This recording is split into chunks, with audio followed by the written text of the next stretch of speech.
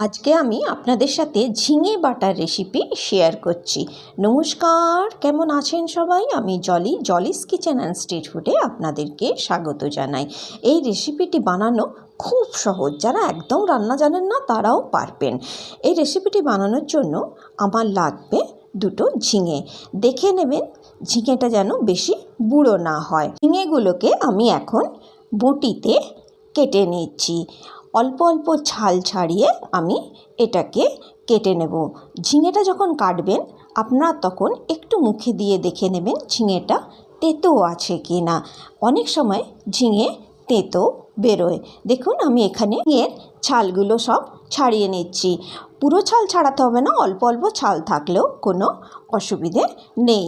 ঝিঙেটার ছাল যদি খুব মোটা হয় তাহলে ভালো করে ছাড়াবেন, নইলে পাতলা ঝিঙের ছাল হলে অল্প ছাড়ালেও কোনো অসুবিধে হবে না। এরপরে আমি ঝিঙেগুলোকে টুকরো টুকরো করে কেটে নেব। আমি ঝিঙেগুলোকে বড় বড় করে 4 টুকরো করে কেটে নিয়েছি।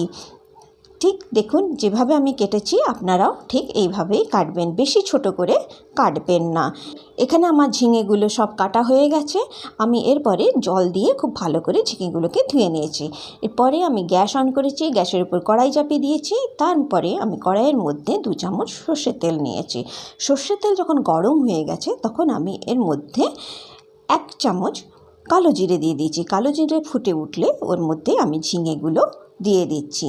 ঝিঙেগুলো দিয়ে আমি ঝিঙেগুলোকে তেলের সাথে ভালোভাবে নাড়িয়ে নিচ্ছি।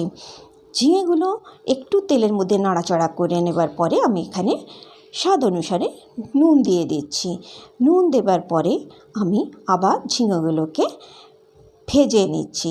ঝিঙেগুলো যখন অল্প ভাজা হয়ে যাবে তখন আমি ঝিঙেগুলোর উপরে ঢাকা দিয়ে 5 মিনিটের জন্য রেখে দিচ্ছি। 5 মিনিট পরে আমি ঢাকা খুলেছি, দেখুন ঝিঙের মধ্যে থেকে জল বেরিয়ে এসছে। আবার আমি ঝিঙেগুলোকে একটু নেড়ে নিচ্ছি। নেড়ে নেবার পরে আবার আমি ঢাকা দিয়ে এটাকে 5 মিনিটের জন্য রেখে দেব। এর মধ্যে কিন্তু 1 ফোঁটাও জলের দরকার হয় না, ঝিঙের জলেই ঝিঙে সেদ্ধ হয়ে যাবে। 5 মিনিট পরে আবার আমি ঢাকা খুলছি, দেখুন ঝিঙের জলগুলো প্রায় শুকিয়ে এসছে আর ঝিঙেটাও আমার পুরো সেদ্ধ হয়ে গেছে। এখন ঝিঙেগুলোকে আমি অল্প নেড়ে চেড়ে জলটা শুকিয়ে নিচ্ছি। এখানে আমার ঝিঙের জল পুরো শুকিয়ে গেছে। আমি গ্যাসটা অফ করে দিয়েছি, দিয়ে ঝিঙেটাকে ঠান্ডা হতে দিচ্ছি। এরপরে আমি এখানে একটা শিলনোড়া নিয়ে নিয়েছি। শিলের মধ্যে আমি 4 চামচ পোস্ত নিয়েছি। আমি এখানে 3.5 চামচ নিয়েছি, কিন্তু আপনারা 4 চামচ নেবেন। তার সাথে আমি 2টো কাঁচা লঙ্কা নিচ্ছি। আপনারা যে যেমন ঝাল খান সেইভাবে কাঁচা লঙ্কার ব্যবহার করবেন। এরপরে আমি পোস্তটা বেটে নিচ্ছি। পোস্ত বাটার সময় দেখুন আমি এখানে কিন্তু কোনো জলের ব্যবহার করছি না। বিনা জলেতেই পোস্তটাকে অল্প বেটে নিতে হবে। জলের ব্যবহার করলে কিন্তু ঝিঙে বাটাটা ভালো হবে না। এই রেসিপিটি যদি আপনাদের ভালো লেগে থাকে তাহলে নিশ্চয়ই আমার চ্যানেলটিকে সাবস্ক্রাইব করবেন, বন্ধুদের সাথে শেয়ার করবেন আর একটি লাইক নিশ্চয়ই করবেন। আর এই রেসিপিটা বানিয়ে একবার খেয়ে দেখে আমাকে নিশ্চয়ই জানাবেন আপনাদের কেমন লাগলো। দেখুন পোস্তটা ঠিক আমি এইরকমভাবে বেটে নিচ্ছি। এরকমভাবে বাটার পরে আমি এর মধ্যে যে ঝিঙেটা ঠান্ডা করতে দিয়েছিলাম সেই ঝিঙেটা দিয়ে দিচ্ছি। দিয়ে এই পোস্ত আর ঝিঙেটাকে আমি ভালোভাবে বেটে নেব। এই রেসিপিটা আপনি গরম ভাতের সাথেও খেতে পারেন, আবার জল ভাতের সাথেও খেতে পারেন।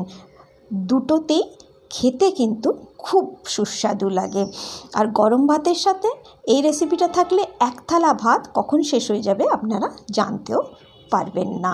আমি এই রেসিপিটা শিলে বেটে দেখালাম, আপনারা এটাকে মিক্সিতে বেটেও করতে পারেন। প্রথমে মিক্সিতে পোস্তটা ঘুরিয়ে নেবেন।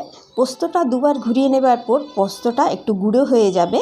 তারপরে আপনি ওর মধ্যে কাঁচা লঙ্কা আর এই ঝিঙেটা দিয়ে দেবেন।